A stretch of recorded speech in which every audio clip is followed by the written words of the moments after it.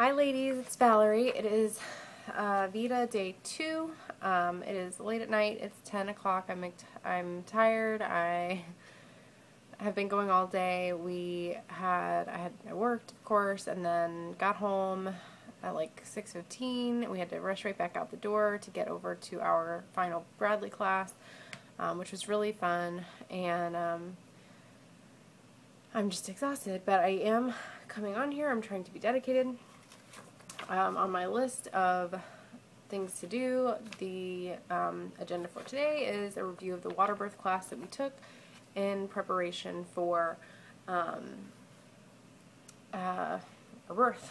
The hospital that we're birthing at, you do have to take this course. You have to receive a certificate, which they gave us on the night that we took the class. They also did a tour of the facilities, and so yeah, it was pretty basic. It was like a 25-minute class. They had like PowerPoint presentation, which is where, the PowerPoint slides came from. So yes, I'm all over the place. It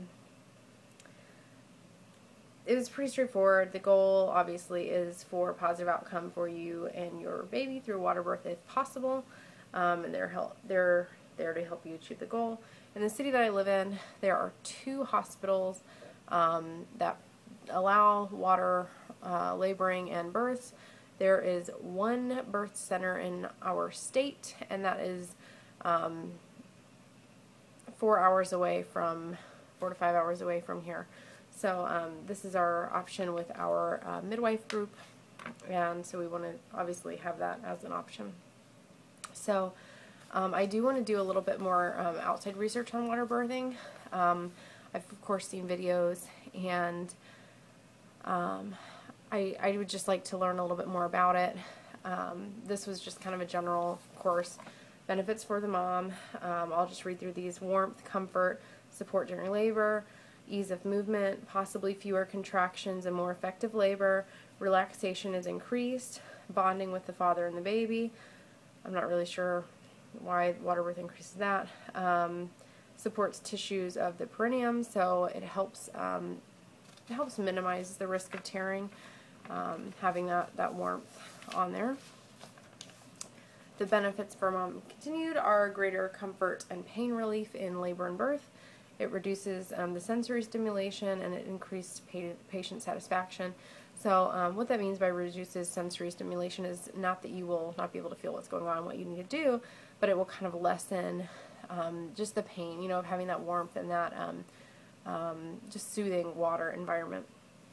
Benefits for baby is a more natural transition, immediate bonding with parents, a warm, familiar environment, oftentimes less traumatic birth, and there's less light for them coming into the world.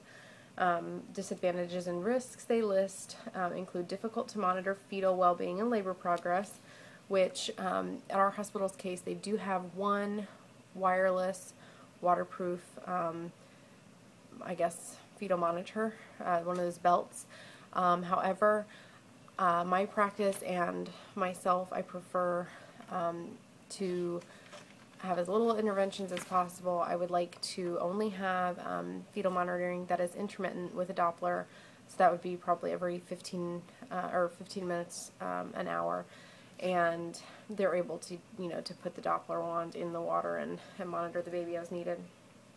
Can be difficult for a support person to give counter pressure, risk of fetal aspiration, which again, fetal aspiration is unlikely to occur. It's rare, I believe. Because what causes them to have that reflex to take that first breath is when they hit the air. The air triggers that first breath response, and they've been breathing the amniotic fluid.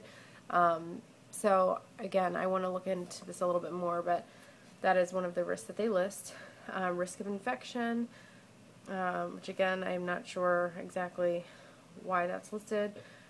Difficult temperature regulation for baby, which again, that was listed as one of the benefits, was that they would, have a warm, familiar environment. So, again, I'm not sure. These are things I want to look up, so I'm just kind of telling you what we've learned.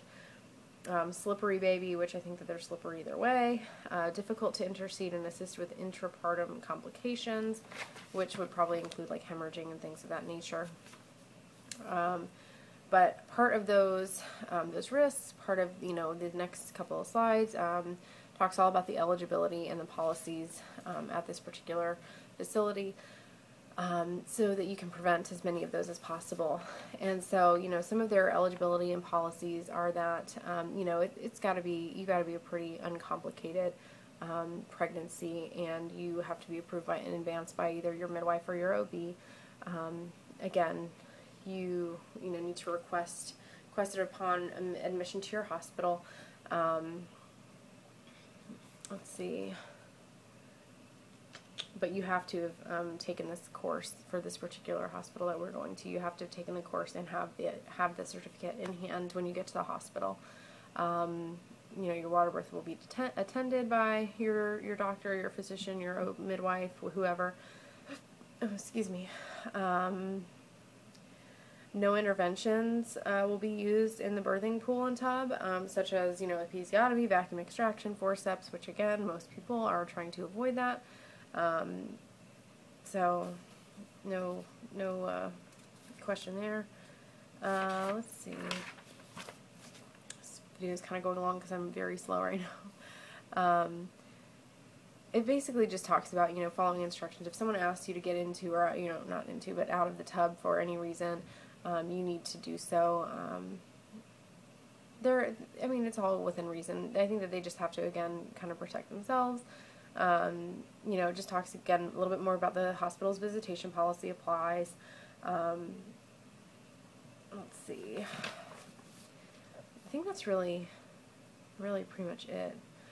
You do have to have a reactive fetal monitoring strip or negative contraction stress test before entering the water. They want you to be on the monitor for at least 30 minutes with a good tracing before they allow you to get in the water. And at this particular hospital, they have the little blow-up tubs that they use, and they use like one of those liners. You get your own liner. It's disposed of after each time, and the pool is cleaned each time, after every use. You can't have any untreated communicable blood or skin infections. Any sort of infection, active genital herpes, HIV, Hep B antigen, or positive Hep C antibody, no open wounds, no bleeding greater than bloody show. Just all, like I said, pretty much common sense type of stuff. Sorry if this is like the most boring video ever because I am so tired. They want you to be, full term, at least 37 weeks. You can't have any suspected macrosomia, which is the large baby, usually indicated by, the doctors say, gestational diabetes, fetal distress, malpresentation. You can't have any, these are contraindications. No Pitocin, no abnormal fetal heart rate monitoring strip. You have to be in active labor. And again, any sort of medications that you take will kind of offset that as well. Obviously, epidurals you can't. Preeclampsia, and any other conditions subject to the discretion of your doctor. Suggested supplies that you bring would be like a little kid floaty inner tube, small float. Use it as a backrest or a pillow. Bikini halter top if you want to be covered. Use cold washcloths if you're feeling too warm. Use a variety of positions to help the baby descend and rotate. Alternate, the tub with other labor tools, walking, sideline, rocking, other comfort measures. So again, just pretty standard stuff. I hope this wasn't completely boring, but yeah, basically that's it. They talk a little bit more about, you can deliver the placenta in or out of the tub.